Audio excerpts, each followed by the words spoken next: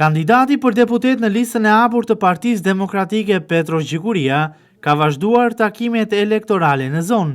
I shoqëruar nga deputeti i Parlamentit Evropian Fredi Beleri, Gjikuria ka zhvilluar takim me banorët e fshatrave Shën Vasil dhe Lukov.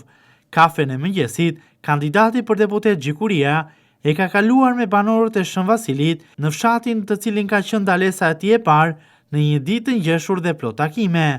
Ka takuar dhe ka bashkëbiseduar me banorët e zonës për të evidentuar prej tyre disa prej problematikave më madhore që sot dhe prej shumë vitesh i vuan ky fshat. Prej banorëve është ngritur problemi i pronave, si atyre të trashëguara, por edhe në proces legalizimi, të cilat nuk kanë mundur t'i gëzojnë.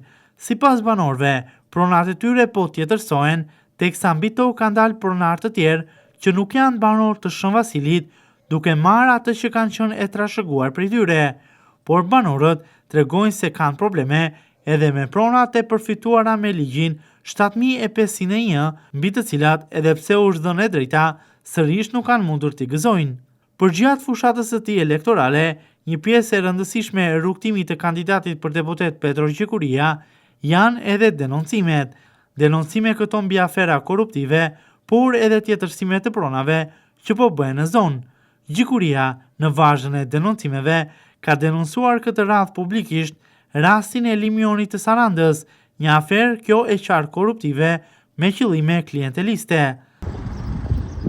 Jemi sot në Limion të Sarandës, në një vend simbol të abuzimit me pronat shtetërore dhe private.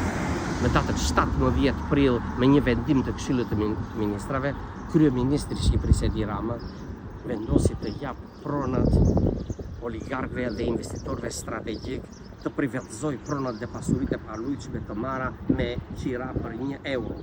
Agjencia e trajtimit të pronave po jep 0 vendime, duke filluar nga viti 2013. Qeveria po shfrytëzon vendimet e vjetra të pronarëve dhe nuk regjistron ambët të pronarëve. Tani po privatizon Bregdetin, trojet dhe pronat e pronarëve.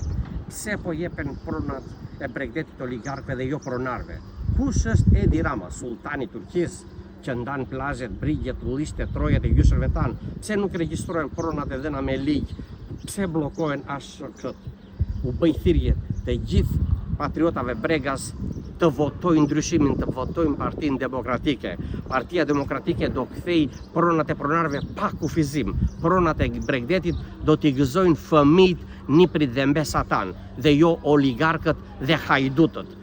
Votoni ndryshimin, votoni numri 1 Partinë Demokratike. Mbrëmja është mbyllur me një takim në Lukov, ku kanë bashkëbiseduar me banorët e zonës, miq të ngushtë dhe simpatizantë të Aleancës për Shqipërinë Madhështore. Një takim ky me përfaqësi të ngushtë, por tepër i frytshëm nga diskutimet, duke nxjerrë në parë një sër nevojash dhe problematikash që ka sot Lukova, problematika nga më baziket deri tek ato më madhore që vuajnë prej vitesh banorët e zonës.